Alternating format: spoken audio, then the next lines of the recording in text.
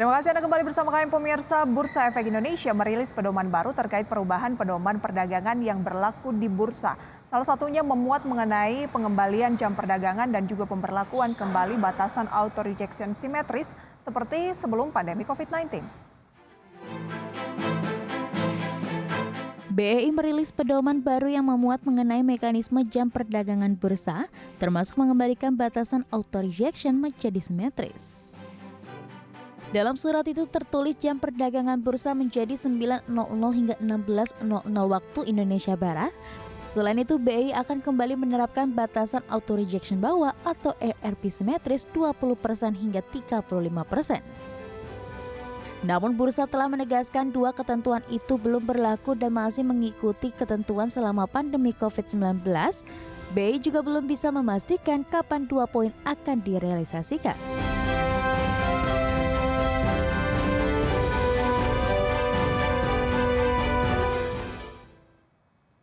Dan pemirsa, kita akan lihat beberapa agenda ataupun juga kita ke sentimen terlebih dahulu pemirsa ya.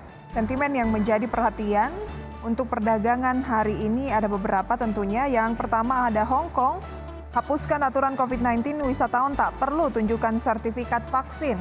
Kemudian ada IHSG dilanda aksi ambil untung turun 1,05% pada Rabu, dipimpin oleh sektor energi.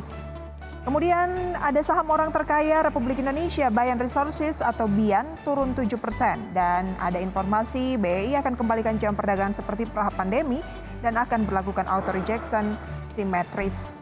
Beralih pemirsa ke beberapa agenda yang patut Anda cermati untuk hari ini, khususnya untuk agenda ekonomi 29 Desember 2022 ada neraca perdagangan Hong Kong, IHK Vietnam, kemudian PDB Vietnam. Dari emiten ada cenderung sepi ya.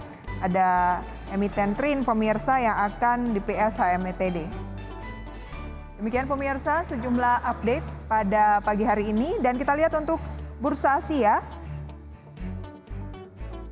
Asia pemirsa pada saat ini Nikkei terpantau melemah 1,31%. Kemudian Straits Times turun 0,32%. Kospi turun 2,24%. Hang Seng turun 1,06%.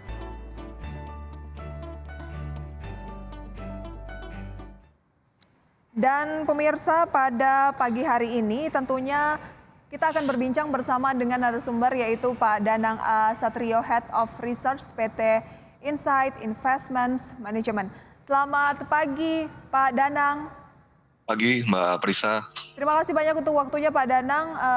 Bagaimana mencermati indeks harga saham gabungan kemarin kembali mengalami koreksi setelah sehari sebelumnya juga sempat naik 1% lebih begitu ya. Apakah hanya aksi profit taking sesaat tapi kenapa bisa dikatakan cukup besar begitu? Iya, kalau kita lihat memang indeks kemarin negatif gitu ya. Outflow asing juga kita lihat sebenarnya dari bulan November itu sudah terjadi. Jadi memang kalau kita lihat memang ada aksi profit taking ya, terutama dari investor foreign. Kita lihat juga indeks sebenarnya secara valuasi itu sebenarnya cukup murah ya. Tapi memang beberapa saham seperti perbankan, kemudian di sektor energi itu memang penguatannya di tahun ini sudah cukup signifikan. Sehingga memang investor melakukan aksi profit taking. Oke, kalau melihat perkembangan dari Eropa, kemudian juga dari Wall Street yang cenderung mengalami pelemahan, Nasdaq bahkan menyentuh level terendah tahun 2022, meskipun di dalamnya ya lebih ke teknologi begitu ya. Bagaimana sih Anda memandang IHSG yang masih menguat selama tahun 2022 ini sampai saat ini tuh 4%? Ya. Iya, kalau kami lihat sih sebenarnya IHSG sebenarnya bisa menguat lebih dari 4% gitu ya. Memang awalnya kami memperkirakan tahun ini tuh sebenarnya bisa ke level sekitar 7.500 atau tumbuh sekitar 14%. Tapi memang sampai dengan kurang lebih kuartal 4 gitu ya, memang ada pelemahan. Kita lihat terutama dari saham teknologi gitu ya, mengekor tadi apa yang terjadi di luar, di Amerika juga Nasdaq juga terjadi hampir minus 30%. Terutama di saham Goto gitu ya. Jadi memang terdirect down dari sisi sektor teknologi. Tapi kalau kita lihat sebenarnya sektor energi tadi, kemudian sektor perbankan ini perform cukup luar biasa ya di tahun ini, Mbak Prisa. Oke, asing sepanjang tahun ini atau year to date mengalami pembelian khususnya di pasar modal begitu ya, 45,6 triliun rupiah. Bagaimana tanggapan Anda? Apakah ini sesuai dengan proyeksi? Iya, memang kalau kita lihat sebenarnya ini sudah sesuai dengan yang kita perkirakan di awal tahun gitu ya. Karena kan tahun 2021 juga kita sudah menerima inflow asing sekitar 30 triliunan, dan kemudian memang ketika terjadi, perang Rusia dan Ukraina, kemudian harga komoditas naik, kita lihat di bulan April itu memang inflow asing sangat luar biasa gitu. Memang kalau kita lihat karena Indonesia sendiri merupakan, salah satu penghasil, komoditas energi, sehingga memang dari sisi investor asing melirik, emiten-emiten terutama penghasil, batu bara gitu ya, dan ini memang terlihat, penguatan dari sisi, foreign flow yang masuk ke Indonesia. Oke, itu yang saya sampaikan tadi pemirsa adalah net buy di regular market begitu ya. Potensinya untuk indeks harga saham gabungan di akhir tahun ini di mana ya perdagangan sih sehari ini dan juga besok. Mhm. Bagaimana? Masih optimis bisa mengalami penguatan yang cukup signifikan? Kalau kami lihat sih sebenarnya tidak akan ada terlalu pergerakan yang cukup signifikan ya, Mbak Prisa, karena memang dari sisi volume juga kita lihat, seminggu terakhir dari hari Senin sudah mulai, sepi gitu ya di market. Mungkin, indeks akan, di sekitar 6.800 sampai 6.900 gitu. Dan sebenarnya memang kita lihat kalau kita lihat indeks ya di luar, yang ada Goto gitu sebenarnya, seperti Serikahati itu sudah perform hampir 14% di tahun ini. Jadi, ini sebenarnya murni karena ada beberapa saham yang, koreksinya cukup dalam dengan market cap yang cukup besar gitu, sehingga IHSG terlihat hanya naik sebesar 4% sampai dengan, year to date gitu ya. Oke, lantas Pak Danang, kira-kira potensi IHSG sampai akhir tahun di level berapa? Kemungkinan kalau tahun ini kita tutup di 6.700 sampai 6.800 ya, nggak akan banyak bergerak dari penutupan kemarin sebenarnya, karena tinggal 2 hari juga untuk, Bisa di perdagangan. 6.700 sampai 6.800. Betul. Jadi 6.700, 6.800 sekarang di 6.850 cenderung akan turun dong.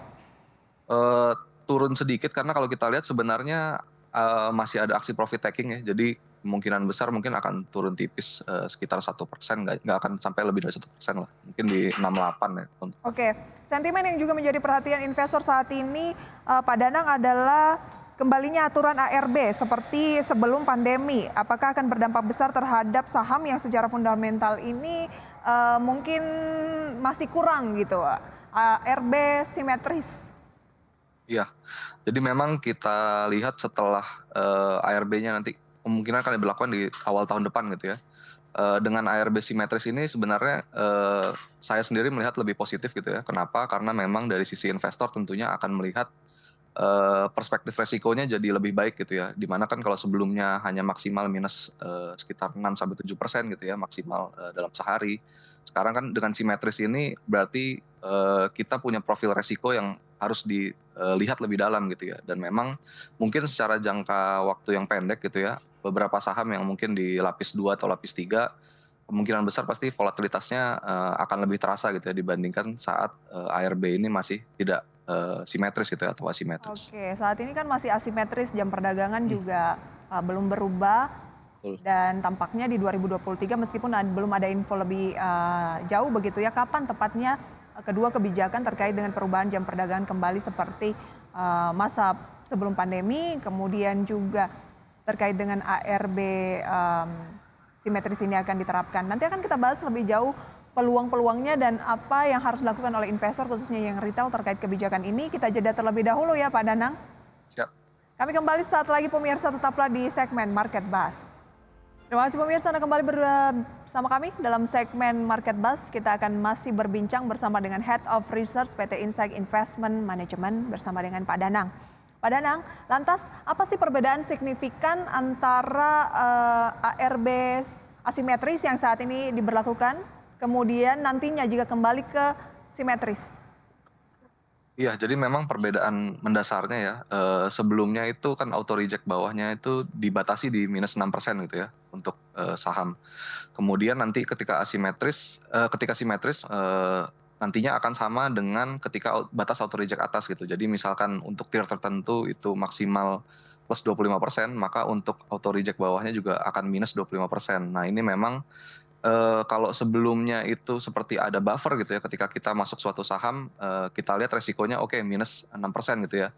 Tapi dengan nantinya kembali diberlakukan dengan, auto reject bawahnya simetris dengan auto reject atas, ini jadi menyebabkan, tidak ada buffer lagi gitu ya. Jadi saham itu bisa naik di atas sampai 25% dan bisa turun sampai minus 25%. Nah, ini tentu saja untuk investor-investor pasti nantinya akan ada penyesuaian gitu ya, karena memang sebelumnya melihat, oh ya kalau misalkan saya masuk saham ini hanya terbatas di minus 6%, tapi sekarang itu bisa minus sampai 25%. Nah, itu saya lihat nantinya pasti akan ada sedikit volatilitas ya, penyesuaian lah karena memang ini kan sudah 2 tahun kita memakai, ARB asimetris, kemudian untuk kembali lagi pastinya nanti ada beberapa, penyesuaian yang akan terjadi di behavior investor itu sendiri. Oke, apa himbauan atau rekomendasi dari Anda terkait dengan jelang kebijakan ini diterapkan? Meskipun belum ada keputusan pasti begitu ya, apakah benar-benar di awal 2023, tapi yang jelas suratnya sudah rilis. Apa kira-kira sebaiknya yang dipersiapkan oleh pelaku pasar, khususnya mungkin yang retail? Iya, kalau dari saya memang untuk, saham itu pasti akan harus kembali ke fundamentalnya gitu ya. Jadi memang kita harus lihat baik-baik fundamentalnya. Mungkin ini akan sangat berpengaruh ke, pemain-pemain retail yang, lebih mengandalkan teknikal gitu ya. Nah, ini memang nanti bisa dilihat, lebih hati-hati lagi untuk dalam pemilihan saham. Jadi tidak hanya teknikalnya tapi juga bisa dicek secara fundamental, bagaimana sebenarnya saham tersebut kinerjanya. Oke.